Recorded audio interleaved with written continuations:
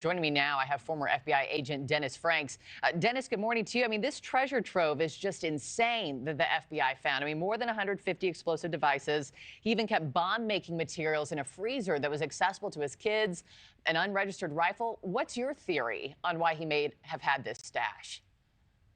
I think he adhered to right-wing extremist views. I think there was some indication of some "no lives matter" language that was associated with him, and this is associated with groups, anarchist groups that believe in political assassinations and extreme right-wing views.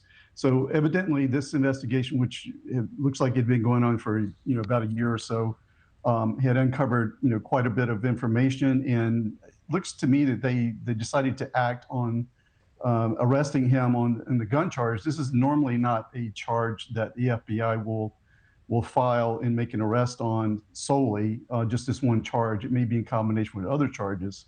So it seems to me that something prompted them to go ahead and make this arrest at this time. Yeah, it was a neighbor who worked as an informant, right? This neighbor apparently even went over to this property, wore a secret recording device, recorded conversations. What do you make of that it was kind of the neighbor who was the one who put this on FBI radar, and how common is that to happen? Well, I think it's a good example of what citizens can do when they see something that's very unusual, some kind potential terrorist activity, and they bring it to the attention of law enforcement and go on and cooperate beyond that.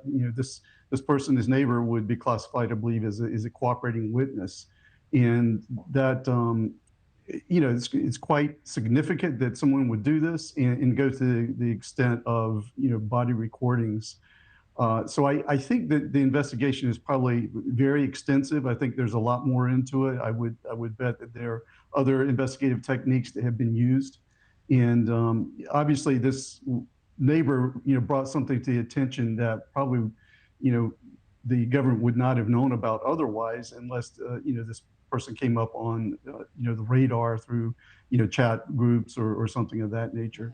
You brought up the group that he's reportedly connected to, this right-wing group or ideology called No Lives Matter. Is that a group that was on your radar at the FBI, Dennis?